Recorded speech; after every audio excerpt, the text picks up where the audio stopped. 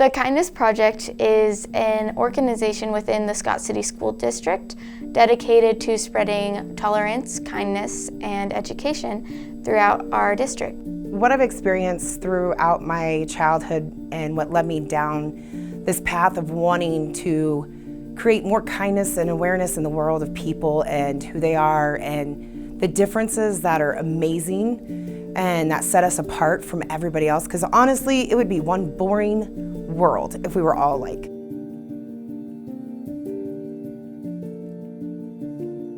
I was 9 years old when my mom told me that she was a lesbian. I didn't understand what a lesbian was at 9.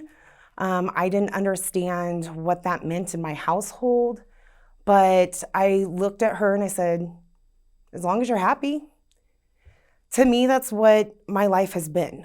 You know, as long as you're happy, you're living through an honest, happy life. That's what I think is the most important part about the Kindness Project, is recognizing those differences and helping people understand.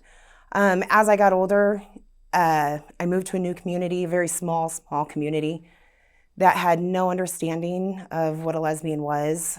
I started at a new school, everything was great, Christmas break hit, and that's when everybody found out who my mom was. When I returned from Christmas break, I was the kid that was sitting at the lunch table by herself because it was firmly believed that the lesbian would rub off onto me and then rub off onto the people that I was around in the community.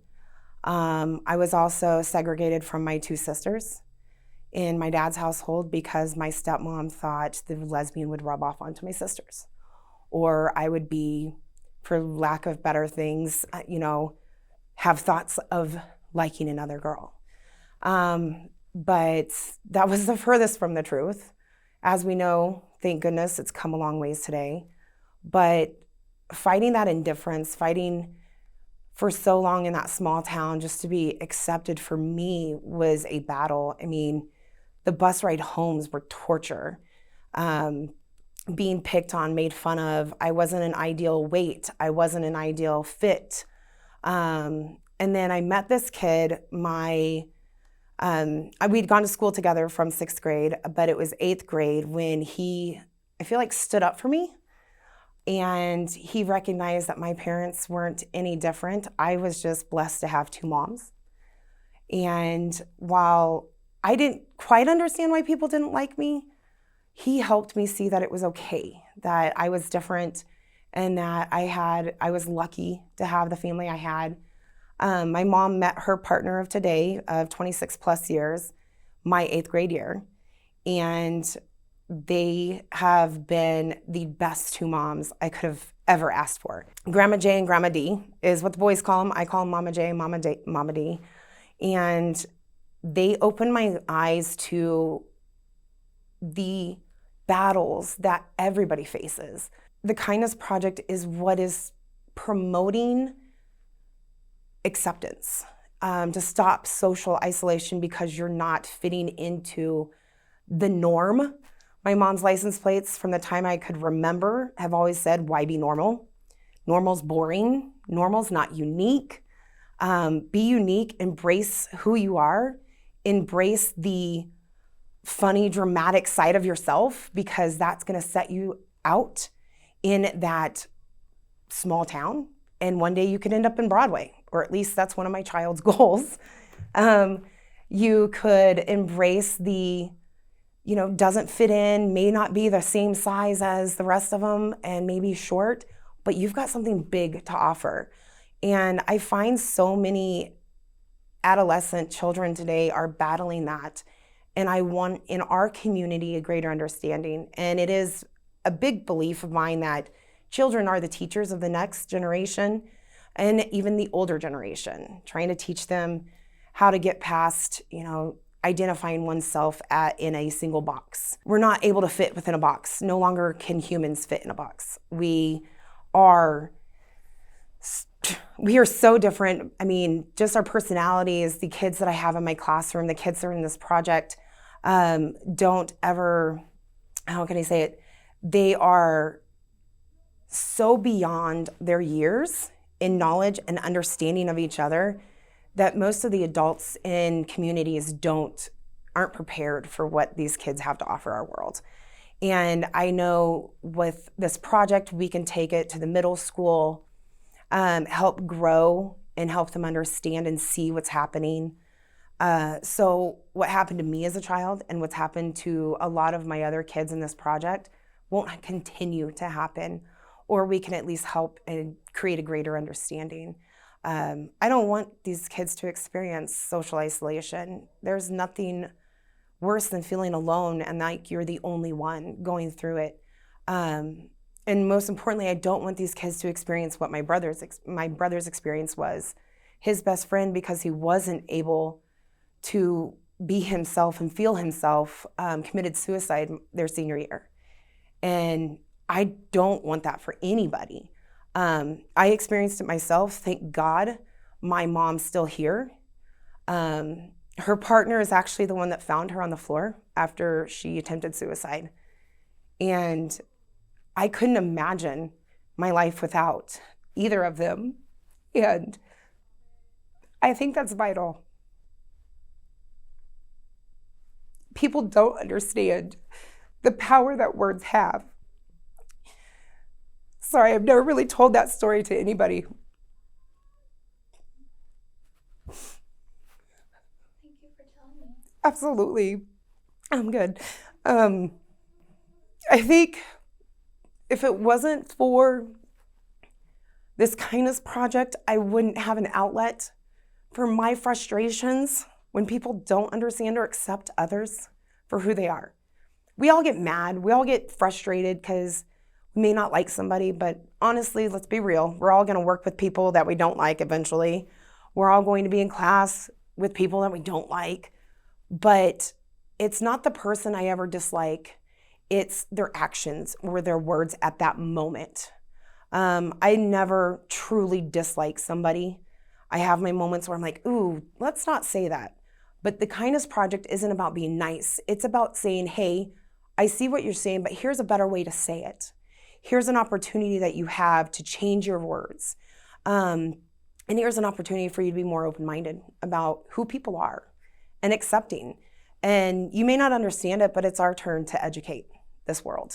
And that's what the kindness project, and that's, going through the things that I've gone through is what led me to want to be a part of something like this and hope it goes on for a long time beyond me. I knew that there was something like not really normal about me, and I didn't really understand what it was, but even really early on in school, and like there's the obvious bit, like I'm Mexican, I'm not like, I'm not white, and so that was always a little battle that I had to fight with my classmates, because they would say certain comments like, hey, you can't play with us, you're Mexican, or like, make sure you're not like saying things that were in Spanish because people would give you dirty looks, and that was always a big struggle. Like even in school, like they had certain students be pulled out of class to like talk on their or like work on their accent, because I had a really heavy accent as a kid, and they would just like they told me it was improper to speak like that, but that's just how I spoke. And so like even now, like I speak Spanish, but it sounds incorrect, it flipped it, and it makes me upset just thinking about it, because I had no say in it. I was a child, and I thought it was like okay. And then like later on, I started coming to terms with my sexuality and how that might affect my life, and how other people would react to it, because as many people know, I'm pretty receptive to people's opinions, and I like to know that I am well liked among my peers. And so I was afraid that my social standing and my friends that I had built up over the years, that was gonna be for nothing if it came out. And for a good while, after a certain event in which someone revealed to the entire school that I was gay, it was It was kind of messy, but in the end, I was actually sort of kind of thankful because they did all the dirty work for me, you know? And it's really bad to say about that. If you know who you are, you know who you are, you know? But I proved to myself that it wasn't as important, or that it wasn't that big of a deal, because my character and my myself, I was what was important, you know, not the labels that I was in. And I want to show to other people that those labels don't have to define you, that it's not the end of the world for being different.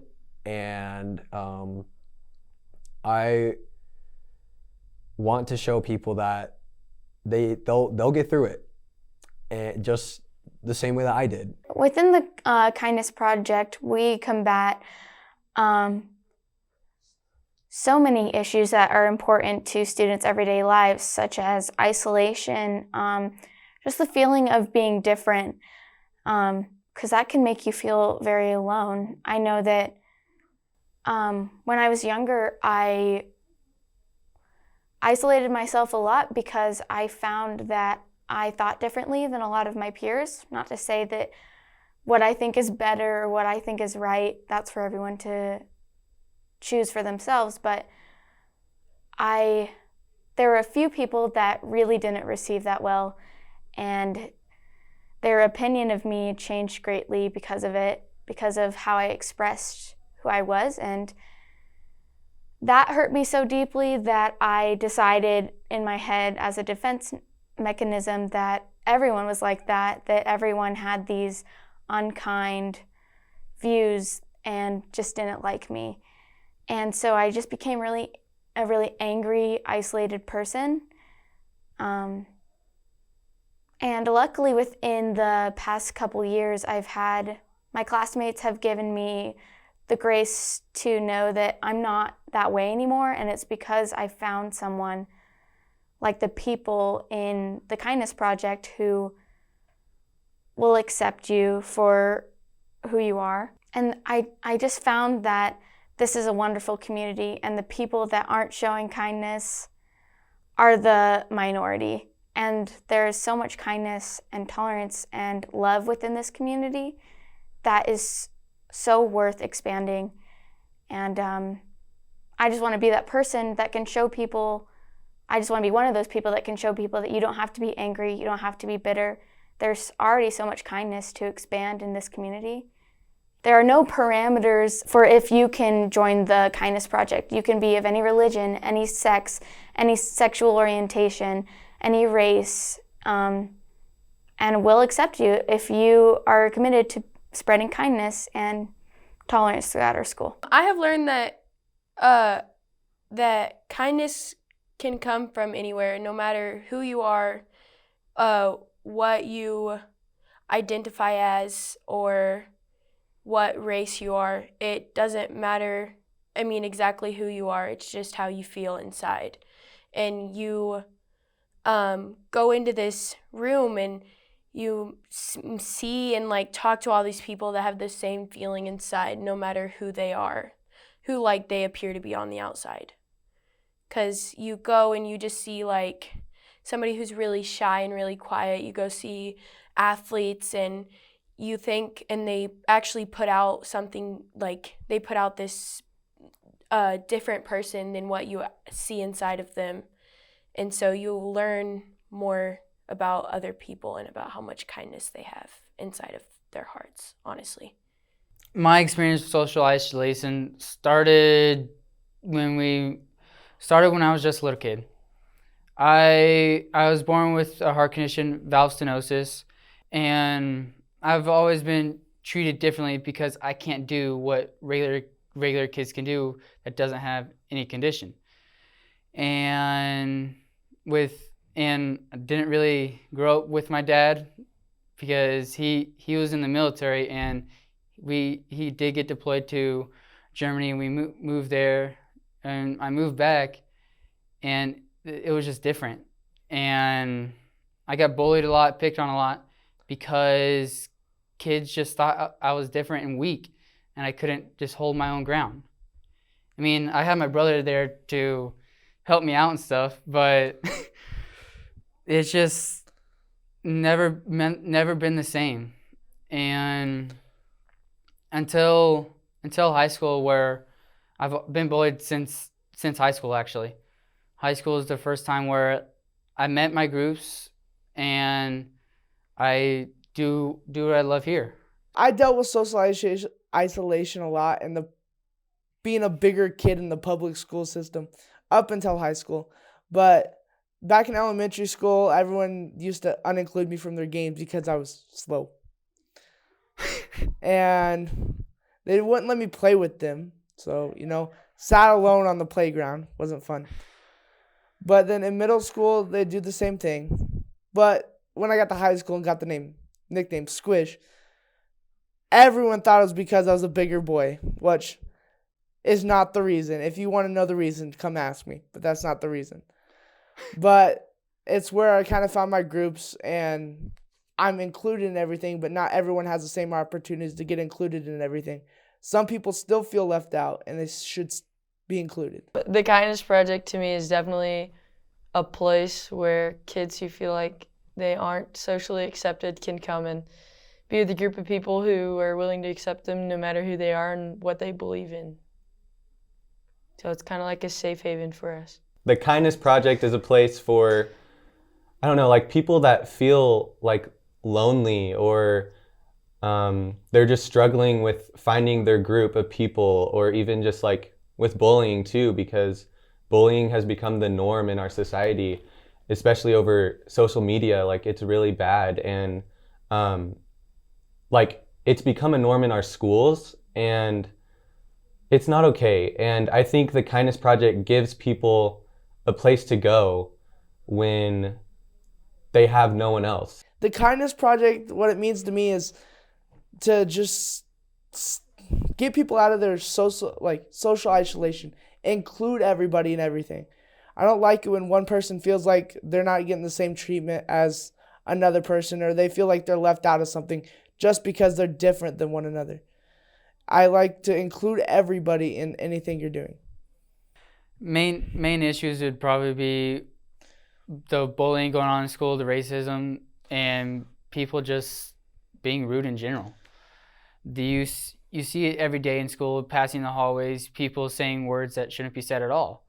And like me, my grandma's, they're lesbian, but people don't need to be saying stupid crap. My bad. People don't need to be saying words that should not be said about them, or that type of sexuality. I think there's a difference between nice and kind. I think nice is turning your back and walking away and letting them continue to do what they do. And I think kind is being able to stand up and stop it and tell them to quit. I think that's why it's called the Kindness Project, and not let's learn how to be nice to each other.